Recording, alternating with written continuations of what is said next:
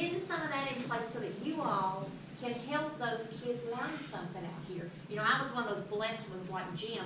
I knew 2 sets of my great-grandparents, both of them, great-grandmas, great-grandpa, and the last one of them did not pass away till I was a senior in high school. So that was pretty cool, you know, and then add in the grandmas and the grandpas. So I was blessed with that. A lot of people don't have that. My husband didn't have that. So you know, just, you know, and I'm not saying you all are old enough to be great-grandparents, but you know, well, you know, but you all have things to teach them that you want them to be able to learn from you all, because that's why you're here. You know stuff that they don't know, and you know, maybe they're not learning at home and stuff. So we want those kids to have that positive experience, and we want those customers, which are the school systems and the teachers that are coming. We want them as your customers, okay? But so that they'll bring another group back next year, so that they'll have that positive thing, you know. So, you know, Jim was started out talking about changes and that kind of stuff. Here's another little funny cartoon Mr. Bryant made. So y'all take one and pass it around. I think this is, you know, this is all of us. In my, I worked for 35 years at the Community Mental Health Center and been retired 5 years now. And obviously, Jim and I both, during all that period of time working in community mental health, we saw lots of changes. Some were good, some I didn't like, and some I didn't adjust as well to as others. But you know, you got to learn how to do change. If you choose to keep on being there, we got to change. So this little cartoon, it says, you know, some of us like to change about like you like a bear smoking a cigar. You know, which means you may not like it real well, but we have to deal with changes. That's kind of what it's all about, and that sort of thing. You know, and I think to be able to make changes, you know, we have to realize kind of where we've been and where we're going and where, you know, those sort of things, you know, out there. And so every generation, all of us are different. Okay, all of us have different ideas and beliefs and that kind of stuff. And just because a child or a younger generation believes differently than you may, or vice versa, that doesn't mean one is right and one is wrong. That just means that we have differences, and we have to learn how to respect those differences, you know, with different groups that we may encounter that may come out here. But, you know, one of the things that I know is different, you know, just from having that blessing of being around, you know, great-grandparents till I was a senior in high school, is, you know, things are different, okay? So things when you all were a child, a younger person, okay, you know, things that you all had, you know, there was probably some real positive things that you remember, and then there may be some things that were not as positive, more of a challenge for you. So what were some of the things that were difficult for you as a kid growing up? What were some things that were harder?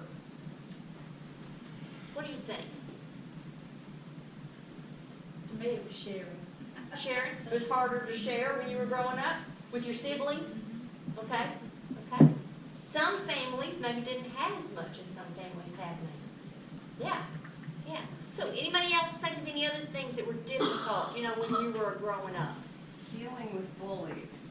And you dealt with that when you were growing up as well? And they were teachers too. Okay, yeah. And then here, and this is one of the things, you know, when I go and talk with other groups about some other topics is, you know, bullying when we were in school, or when I was in school, consisted of somebody whispering and telling somebody something about you, okay? And it might get passed around, or it might be a little note that got passed around. But I got on the bus then and I went home and it was over. What happens now when kids are bullied? Social media. Here we go. Here go those thumbs. Here go those thumbs, the social media stuff. So the bullying doesn't stop when you get on the bus. Okay, it's still out there. It's still out there, okay? Plus, you know, back when I was a kid, we had a limited amount of time that we could sit on the phone and talk at night. Okay? Now kids get a cell phone when they're what?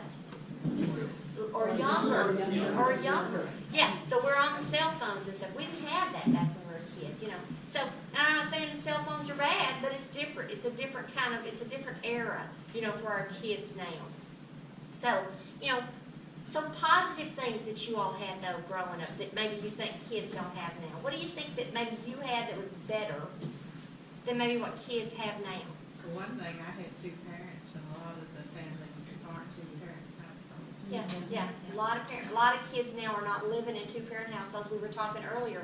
A lot of kids now are being raised by grandparents. Yeah. That's a real different, kind of environment. Jim's grandparents lived with them, but his mom and daddy were there in the household at the same time. And just along those lines, just more family time, just being at home. Now the kids are just rushed here and rushed there, rushed to this practice. And it's good, they've got all the extracurricular, Yeah. but I don't think they're spending a lot of Yeah. time just being at home in the den as a family or at the dinner table. And that's what I was gonna say, and how often now do you think families sit down and have dinner together? Yeah. Rarely. And, I had a mother at home every time I came home from school. Mom was there. And we didn't have a television that we could watch like everybody does today. Right. Right. Actually, it only came on like, 4 or 5 o'clock in the afternoon. Yeah, and then we didn't have many channels when it came on. No. I remember, and it was black and white. Okay, and I remember when I was growing up, my mom didn't work until I think I was probably in the 4th grade, and she decided she wanted to go to work. And because her mother had been a cafeteria manager at one of the elementary schools in the cafeteria. And so Grandma was going to retire, so she asked Mama if she wanted that job. My dad's only thing, and this is the man who didn't talk hardly much at all, he says, I just want you to be home when the kids are home. Well, it was a perfect job, because when it snowed, Mama was home. When it was Christmas break, Mama was home. So, so we came home, and Mama was there. When we were out of school, there was somebody there. A lot of kids don't have that now, okay? A lot of kids have, either they're growing up in a one-parent household, or maybe both parents are outside the home working, right? So things are different for the kids now. So we need to kind of think about that and respect that it's different from them than it was for you all or for me when I was growing up. We talked about how some of the negative things that kids have now. There was bullying back when we were younger, but it's different now. The bullying now is meaner, seems meaner, okay? Jim knows this if he remembers this story. I had a nickname in junior high school that I did not like. I didn't bring that up, Oh, I'll share it. Back when I was in middle school, you couldn't wear pants to school. You had to wear a dress. Yeah, there was no pants. I did not have, still do not have, the prettiest legs in the world. So one of the girls nicknamed me Chicken Legs. Well, when you're in the 7th grade, that hurt my feelings. Anybody in here know Miss Hattie Bryant? Yes. Miss Hattie? Okay, love Miss Hattie Bryant. And one of the reasons I still, she's just a good woman, but she told that girl, and she got onto that girl and made that girl quit doing that to me. So I always loved Miss Hattie because she took up for me and made the bullying stop. Okay, but bullying kind of stuff happened even, back then when I was in the 7th grade. But we talked about all the parents being gone and that kind of stuff. So, when you all were growing up, how did you deal with getting frustrated and aggravated with stuff in your life? What did you do? What did your parents have you do when you were frustrated and not, just not happy about something? Well, being a farm girl, I had a lot to do, so Get out there and do your chores? pretty much, yeah.